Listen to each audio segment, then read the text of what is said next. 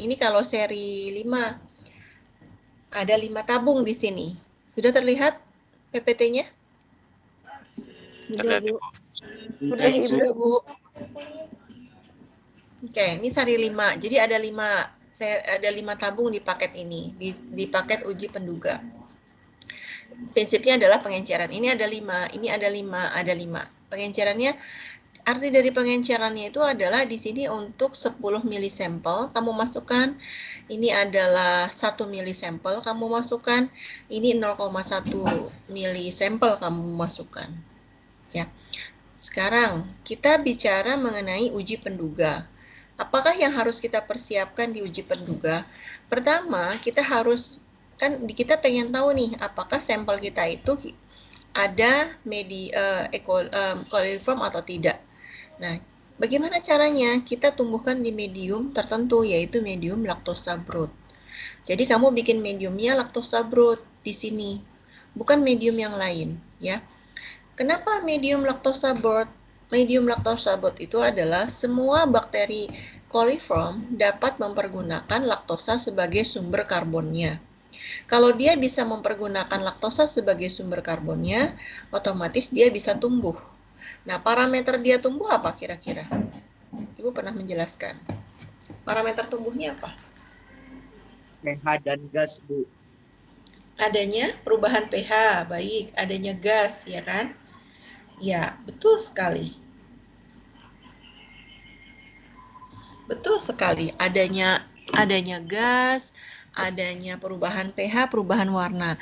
Kita melihat nih kalau dia terjadi perubahan warna menjadi asam, ya itu nanti terjadi perubahan warna menjadi kuning. Karena kan di sini pH-nya basah nih. pH-nya basah, misalnya kita pakai indikator supaya ketahuan perubahannya, yaitu kita pakai fenoret. Adek, kecilin. Oh, nanti gak kedengeran. Ya, jadi kita pakai indikator, yaitu indikatornya fenoret.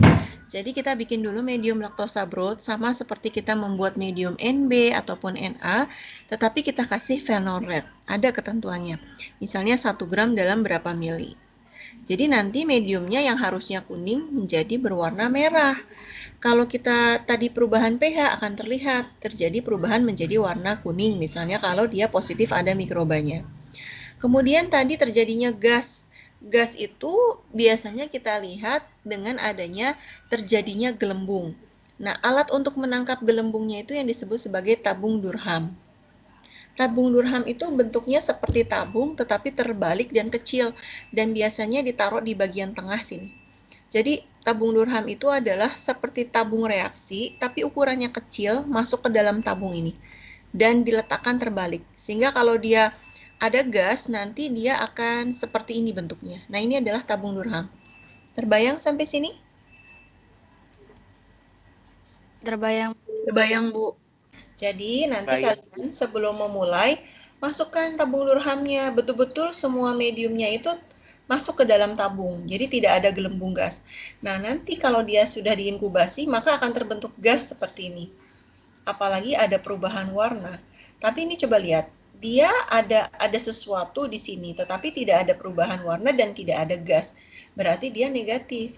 Tetapi kalau dia indikatornya adalah ada perubahan warna dan ada gas, perubahan warna ini mengindikasikan bahwa ada terjadi perubahan bakteri coliform yang tumbuh di situ, maka itu yang kemudian dilanjutkan ke uji lanjut. Uji apa yang kedua?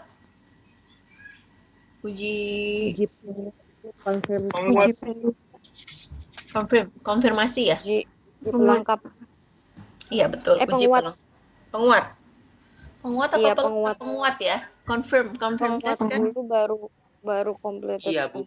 Iya, terakhir baru completed test ya kan? Jadi sekali lagi untuk uji MPN itu adalah metode yang pertama prinsipnya adalah kita melihat apakah air itu berkualitas atau tidak. Melihat dia berkualitas atau tidak, kita lihatnya adalah dengan melakukan uji MPN. Uji MPN itu artinya apa? Most probable number. Kita menumbuhkan sampel yang mau kita ujikan itu dengan di medium laktosa broth. Kenapa laktosa broth? Karena medium laktosa broth itu adalah medium yang bakteri coliform bisa tumbuh di situ. Indikatornya apa? Indikatornya adalah terbentuknya gas dan perubahan pH atau perubahan asam. Terjadi perubahan pH, ya. Nah, kalau sudah seperti itu berarti kemungkinannya adalah ada bakteri coliform. Tetapi kenapa harus uji kedua? Kenapa harus dilanjutkan ke uji kedua? Karena ternyata tidak semua bakteri coliform dapat mempergunakan medium laktosa broth sebagai sumber karbonnya. Ada juga bakteri lain yang bisa mempergunakan laktosa broth sebagai sumber karbonnya. Contohnya adalah genus Lactobacillus yang untuk penghasil yogurt misalnya. Dia hidupnya di permukaan daun misalnya, bukan dari feses. Ternyata itu juga bisa mempergunakan laktosa sebagai sumber karbon. Jadi dilakukanlah uji kedua. Ya, uji konfirmasi apakah dia betul-betul bakteri coliform atau tidak. Nah, sebelum Ibu lanjut ke uji kedua, apa yang harus diperhatikan di uji yang pertama? Pertama adalah, kita pastikan dulu kita di seri keberapa. Kalau kalian pakai seri 3, berarti nanti lihat tabel MPN-nya seri 3 tabung. Jangan kamu pakai seri 3, terus kamu lihatnya di seri 5 atau di seri 7. Nah, terus kalau misalnya kita pakai seri 5, berarti nanti tabel MPN-nya kamu lihat di tabel 5 tabung gitu, ya. Itu ketentuan yang pertama. Yang kedua adalah untuk yang seri pengenceran yang pertama, 5 yang pertama itu biasanya single strain, apa ya istilahnya? Double didabelkan. Jadi misalnya untuk 1 liter aturan laktosa broth adalah untuk pembuatan medium 1 liter, maka laktosa yang harus ditimbang itu adalah 20 gram. Untuk seri yang pertama itu harus didabelkan, dikalikan 2. Berarti aturannya adalah 40 gram untuk 1 liter. Jadi kalau misalnya kamu ingin buat hanya 200 ml, berarti 200 kali 40 dibagi 1000. 8 gram kamu harus buat untuk yang 5 seri yang pertama. Didabelkan. Untuk yang seri yang kedua dan ketiga itu tidak perlu didabelkan, single saja. Jadi 20 gram per 1 liter. Untuk kebutuhan seri kedua dan ketiga ini katakanlah kamu misalnya 200 ml. Berarti 200 dikali 20 dibagi 1000 misalnya. Berarti sekitar 2 gram. Sekarang pertanyaannya adalah, kenapa untuk seri yang pertama itu kita doublekan? Kenapa untuk seri yang kedua dengan ketiga itu tidak perlu kita doublekan? Jawabannya adalah karena untuk yang seri yang pertama, tadi Ibu sudah sampaikan, berapa mili harus kita masukkan sampel ke dalam tabung itu? 10 mili, Bu. Iya, 10 mili. Kalau yang seri kedua? Seri ketiga 0,1. Iya, betul. Jadi, untuk yang 10 mili yang pertama itu, kita perlu medium yang lebih banyak. Kenapa? Karena 10 mili. Jadi kayak misalnya satu kelas itu kalian 30 orang. Terus sama satu kelasnya lagi yang cuman ibu doang. Otomatis kue yang harus dimasukkan ke dalam kelas kalian itu jauh harus lebih banyak dibandingkan dengan kelas yang cuman ibu aja. Jelas ya? Paham maksud ibu ya? Ada yang ditanyakan sampai sini? Dari penjelasan ibu? Untuk uji pertama, uji penduga. Sebenarnya saya pengen nanya sih Bu, tapi takutnya udah masuk ke conclusionnya. Ini kan kita pakai yang 10 mili, itu 1 mili dan 0,1 mili. Apakah perbedaan ini akan bikin kesimpulan nantinya, misalkan di 1 mili air masih ditemukan E. coli, tapi ternyata yang di 0,1 ini atau di 1 mili tidak ditemukan E. coli, dan itu apa gimana, Bu? Kenapa ada ya gitu? Ya, baik-baik. Pertanyaan yang sangat baik sekali. Sebenarnya intinya kita bukan melihat di 10, 1, dan 0,1 mili. Ini adalah sebuah rangkaian tes prosedur yang kamu harus menumbuhkannya semuanya di 10 mili, di 1 mili, dan 0,1 mili. Sehingga nanti akan mendapatkan angka berapa total MPN per seluruh mili sampel tersebut. Gitu, Nak. Jadi bukan kita melihat di 10 mili. Intinya kenapa harus seperti ini? Misalnya gini, nanti hasil kan katakanlah kamu sudah masukkan nih. Jadi sekarang kita sebelum menjawab pertanyaan, siapa tadi yang bertanya? Andika, Bu. Andika, baik. Sebelum menjawab pertanyaan Andika, kan kita masukkan nih 10 mili di pengenceran yang ini. Kemudian 1 mili di pengenceran yang ini dan 0,1 mili di pengenceran yang ketiga. Setelah itu kita inkubasi. Kita diamkan sampai 24 sampai 48 jam maksimal. Setelah diinkubasi, dilihat perubahannya. Apa yang terjadi? Ketika sudah 24 jam, kamu lihat ternyata di seri yang pertama itu ada 1, 2, 3, 4. 4 tabung yang positif. Di seri yang kedua, itu ada 2 tabung yang positif. Dan di seri yang ke-1, itu ada 1 tabung yang positif. Berarti dari sini kita akan menganalogikan atau melakukan proses pendekatan. Berapa sih jumlah mikroorganisme yang diduga coliform kalau 4, 2, 1. 4 tabung, 4, 2, 1. Nanti kamu lihat di tabel MPN seri 5 tabung. 4 kalau rumusnya 4, 2, 1 itu setara dengan berapa? Katakanlah setara dengan 100 koloni per 100 mili sampel. Kalau 3, 2, 1, oh berarti jumlahnya adalah setara dengan 50 koloni per sampel. Jadi orang sudah melakukan perhitungan. Kalau misalnya 421, 321, 521, itu berapa pendekatannya?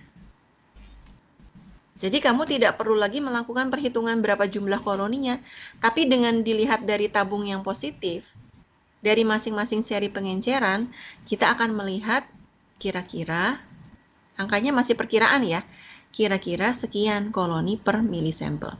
Secara Depkes, kalau kamu lihat aturan Kementerian Kesehatan, angka MPN dalam sebuah produk susu bayi misalnya harusnya 0.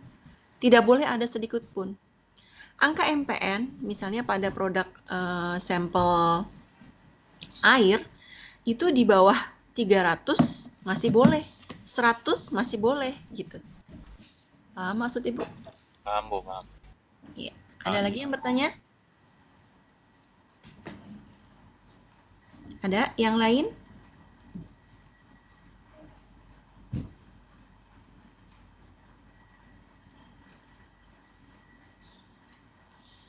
Ada?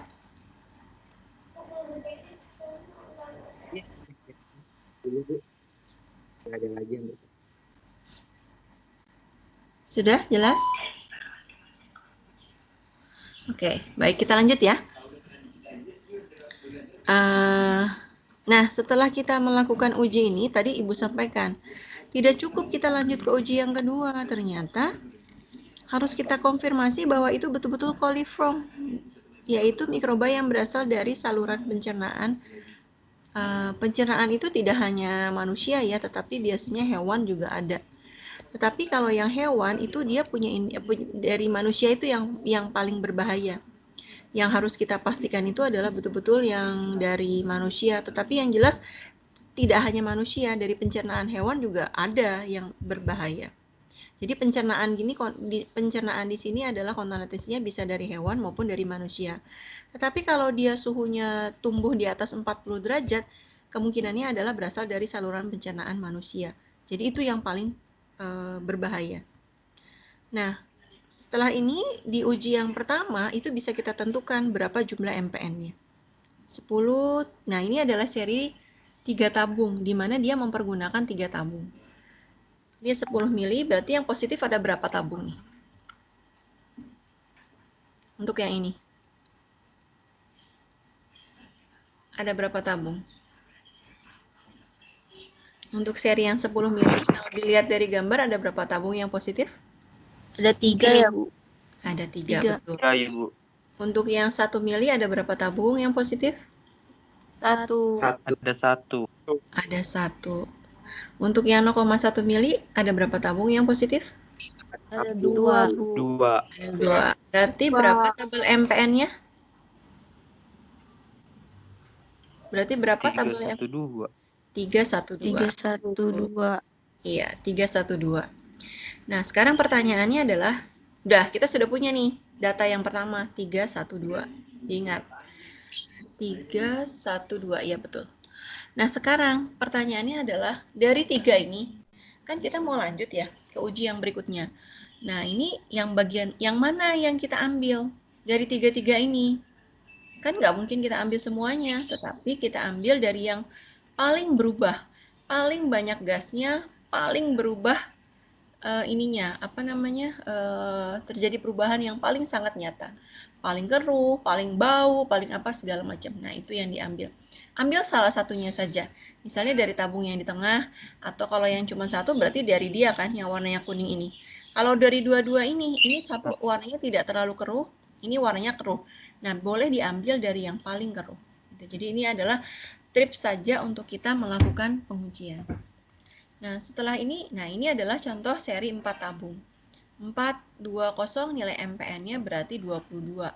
Artinya ada 22 koloni per 100 mili. Kalau 421, 26. Semakin tinggi seri, semakin tinggi misalnya kita pakai 5 seri, itu berarti semakin banyak mikrobanya. Ya, jadi tergantung kamu pakai tabung yang mana, pakai tabel yang mana. Jadi kita bisa menentukan angka MPN-nya. 140 MPN per mili ini udah sangat jelek banget kualitas airnya, gitu. Ya, Ibu lanjut. Oke. Nah, sebentar. Setelah ini, kita kalau dari buku praktikum, setelah diuji penduga, kita diuji apa? Yang kedua. Uji apa tadi yang kedua adalah uji confirm ya, penguat. Nah, uji penguat itu kita tumbuhkannya dia di medium BGLBB, Brilliant Green Lactose Bile Broth. BGLBB ini adalah medium yang, coba kita lihat ya. Sebentar.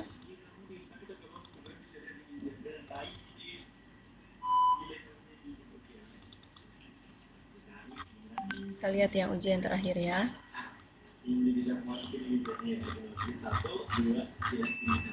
Terlihat tidak layar share-nya? Terlihat, Bu. Terlihat, Ibu. Baik, kita lanjut ya. Nah, ini ada seri 1, seri 2, seri 3. 1 mili. Masukin 1, ini 10 mili. Adik kecilin sayang. 1 mili. Ini, Mama keluar ya. Mama keluar ya. Di sini 1 mili, kemudian di sini 10 mili, 1 mili, dan 0,1 mili. Nah, dari sini kemudian kita lihat apakah dia positif atau tidak. Nah, Ya, teman-teman enggak. iya ya. Teman-teman Oke. Dari sini kita lanjut ke medium, yaitu BGLBB. BGLBB ini adalah Brilliant Green Lactose Bile Broth. Brilliant Green Lactose Bile. Nah, bile inilah yang akan menghambat semua mikroorganisme selain coliform. Jadi yang akan tumbuh itu adalah bakteri coliform saja. Ini kita akan melakukan penguatan. Apakah yang menyebabkan positif di uji penduga itu adalah betul-betul bakteri coliform atau tidak? yaitu kita tumbuhkan di medium BGLBB ini. BGLBB ini caranya adalah ada dua inkubasinya ya. Kalau nggak salah ada dua inkubasinya, yaitu diinkubasi di suhu 37 dan di suhu 44 derajat Celcius. Kalau dia positif ada gas, apalagi di suhu yang 44,5, berarti dia adalah betul-betul coliform. Jadi kita lihat di sini cara kerjanya, mana lihat.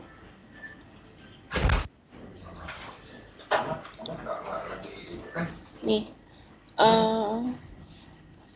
dia ditumbuhkan, BGLBB-nya ini ditumbuhkan pada suhu 44,5 dan di suhu 35 atau 37 derajat Celcius. Amati terjadi perubahan bentuknya. Jadi kalau misalnya dia betul-betul tumbuh di suhu 44,5, berarti dia adalah bakteri coliform. Nah, jadi karena apa? Karena bakteri coliform itu tumbuh pada suhu yang tinggi. Nah, kemudian dilanjutkan ke uji pelengkap untuk memastikan dia betul-betul coliform atau tidak, dan untuk memastikan dia E. coli atau tidak. Caranya dia kita tumbuhkan di uji yang kedua, yaitu dilakukan pengujian dengan melihat apakah dia memiliki hijau metalik di medium eosin metilen agar atau EMBA. Kemudian dilanjutkan ditumbuhkan lagi, diisolasi. Kalau dia menampakkan hijau metalik, kemungkinannya dia adalah E. coli. Gimana caranya dia adalah E. coli atau bukan? Kita tumbuhkan lagi di medium LB. Kemudian kita lihat dia dengan melakukan proses pewarnaan gram. Jadi kalau positif di medium lactosa broth, kemudian gramnya adalah gram negatif, dan dia berbentuk batang, kokobasil, maka dia adalah E. coli. Nah, kalau sudah melewati serangkaian proses ini, maka dia mikroorganismenya atau sampel tersebut kemungkinannya terkontaminasi dengan bakteri coliform. Bakteri yang berasal dari saluran pencernaan manusia. Gitu. Sampai sini ada yang tanyakan?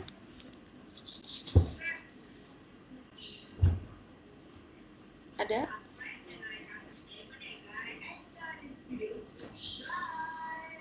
Ada? Apakah sudah paham?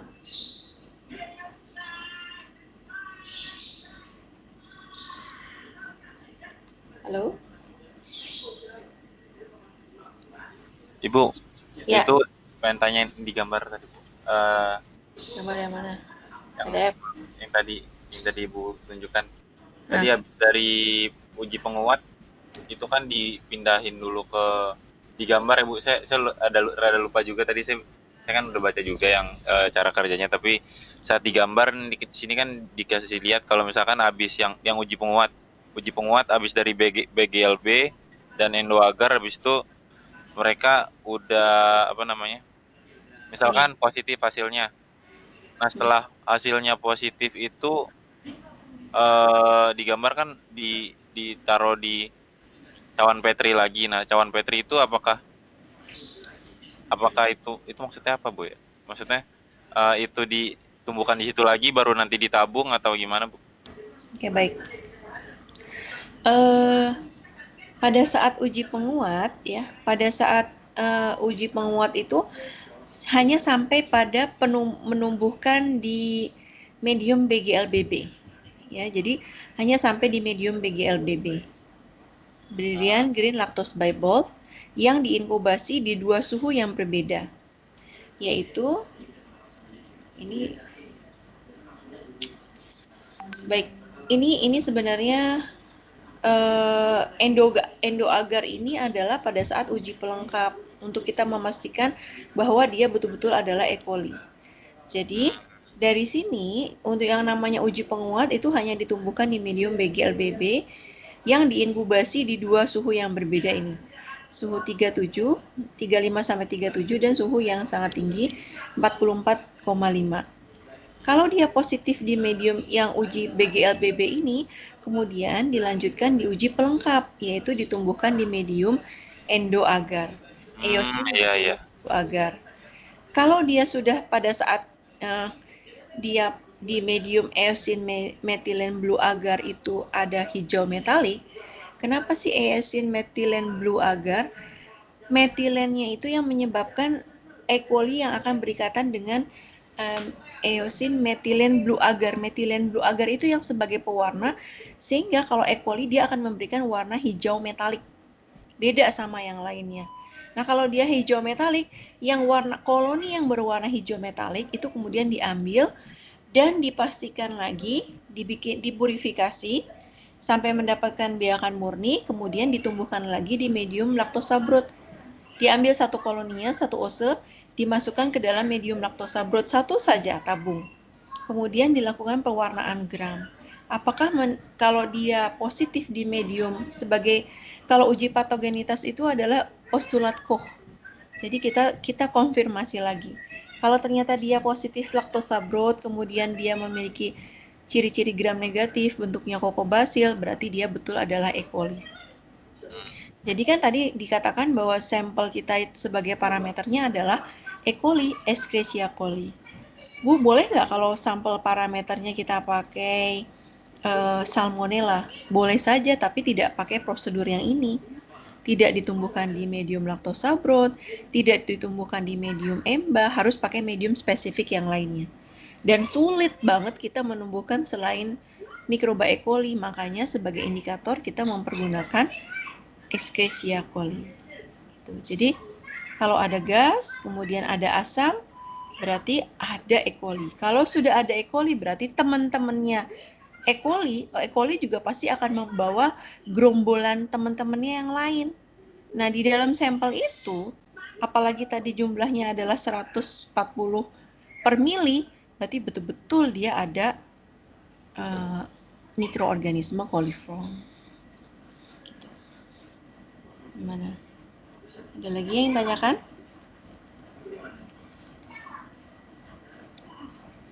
Ada?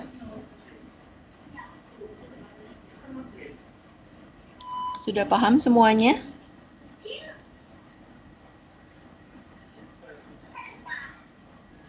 Apakah sudah paham?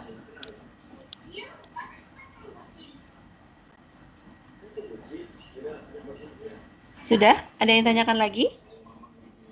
Terkait MPN ini? Jadi nanti kalau kita praktikum di lapangan, atau di lab, kalau kita praktikum di lab, berarti satu, cara pengambilan sampelnya harus benar. Kalau misalnya dia dari sungai, botolnya harus steril. Kemudian masukkan dulu ke dalam sungai, biarkan dia terbilas selama berapa menit, 10 menit gitu ya, dengan air, baru nanti botolnya kamu ambil, tarik ke atas, tutup segera, langsung bawa ke lab. Pakai cool box ice. Kalau misalnya kamu ngambil dari sampel rumahmu, biarkan air itu mengalir selama 5-10 menit untuk membilas lapisannya, setelah itu baru ditutup. Jadi nggak langsung kamu ambil terus ini, takutnya dari udara dan lain sebagainya. Jadi ada caranya, ada metodenya untuk pengambilan sampel. Jadi cara pengambilan sampelnya harus benar dulu. Tidak boleh juga kamu sembarangan. Takutnya kamu bilang konfirmasi, oh air di daerah A itu terkontaminasi oleh coliform. Padahal cara kamu yang mengambil sampel yang tidak tepat misalnya. Jadi seorang mikrobiolog itu sangat menentukan cara kerjanya. Berarti memang harus betul-betul dilakukan protokol yang mengikuti SOP.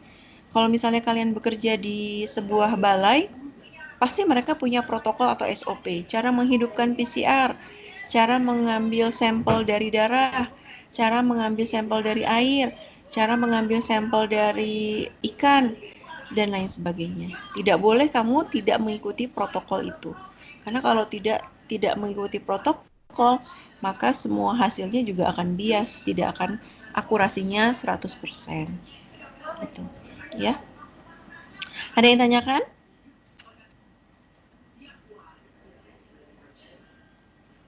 Ada? Sudah cukup?